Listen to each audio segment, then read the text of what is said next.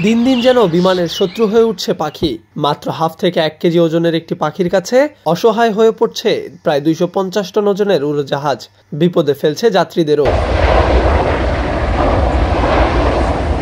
গেল 20 মে সকাল 7টায় শাহজালাল আন্তর্জাতিক বিমানবন্দর থেকে ইস্তাম্বুলের উদ্দেশ্যে ছেড়ে যায় টার্কিশ এয়ারলাইন্সের একটি ফ্লাইট। টেক অফের মাত্র 15 মিনিটের মাথায় পাইলট উড়োজাহাজের ইঞ্জিনে আগুনের স্পার্ক দেখতে পান।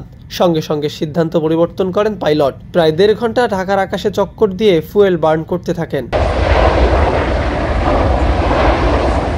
এরপর জরুরি অবতরণ করেন ঢাকা বিমানবন্দরে। উড়োজাহাজটিতে 5 জন শিশু সহ 291 জন আরোহী ছিলেন। উড্ডয়নের সময় একটি পাখির সঙ্গে ফ্লাইটটির ইঞ্জিন 2তে ধাক্কা লাগায় এই দুর্ঘটনা ঘটে। তবে ফ্লাইটটি নিরাপদে অবতরণ করায় যাত্রী ও ক্রুদের কোনো ক্ষতি হয়নি।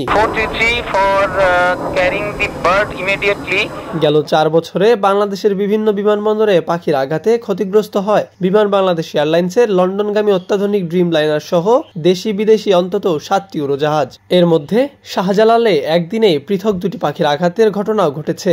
পাখির আঘাতে ক্ষতিগ্রস্ত হয়েছিল বিমানের পাশাপাশি ইউএস বাংলা, কাতার এয়ারওয়েজ ও এমিরেটস এয়ারলাইন্সের উড়োজাহাজ। যদিও এসব ঘটনায় সতর্ক অবস্থানে শাহজালাল আন্তর্জাতিক বিমানবন্দর। পাখি তাড়াতে বিমানবন্দরটির রানওয়ে এলাকায় গান নিয়ে শুটারের উপস্থিতি দেখা যায়। পাশাপাশি অত্যাধুনিক মেশিন বসিয়ে পর্যবেক্ষণ করা হচ্ছে পাখির ব্যাপারটা আমরা যেটা করেছে, আমাদের সর্বোচ্চ ইকুইপমেন্ট কিন্তু পাখির লাগানো আছে। যেমন লেজার সিস্টেম থেকে শুরু করে বার্ড স্ট্রাইক, বার্ড স্কেয়ারিং করার যত সিস্টেম আছে, ভালো সিস্টেম আমাদের এখানে কিন্তু লাগানো আছে।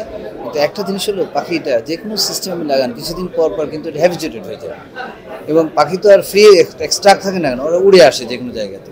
সো উড়ে আসবে। তো পাখির যে সোর্সগুলো আছে সেই সোর্সগুলো কিন্তু বন্ধ করতে হবে। আমাদের আশেপাশে যদি আপনারা খেয়াল করেন, আশেপাশে খাল, বিল, নদী, নালা অনেক সোর্স আছে। তারপরে আমরা যে ওয়েস্ট প্রোডাক্টসগুলো পাঠাই, ওয়েস্ট ফুডগুলো পাঠাই, কোথায় রাখছি সেই সব জায়গাতে কিন্তু পাখির সোর্স হয়।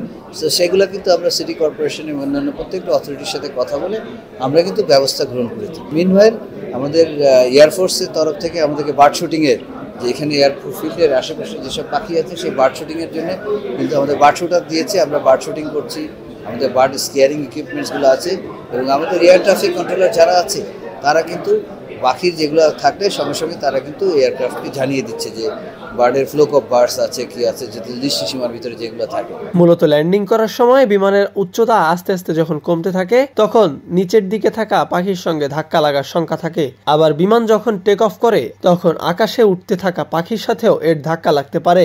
90% বার্ড স্ট্রাইক হয় এই উড্ডয়ন আর অবতরণের সময়। আর যদি কোনো পাখি বিমানের ইঞ্জিনে আঘাত করে বা ভিতরে ঢুকে যায় তাহলে সেখানে আগুন লেগেও বড় দুর্ঘটনা ঘটতে পারে। এমনকি একটি ছোট পাখির সঙ্গে ধাক্কা লেগেও বিমানের উইন্ডশিল্ড ভেঙে তৈরি হতে পারে বড় বিপদ।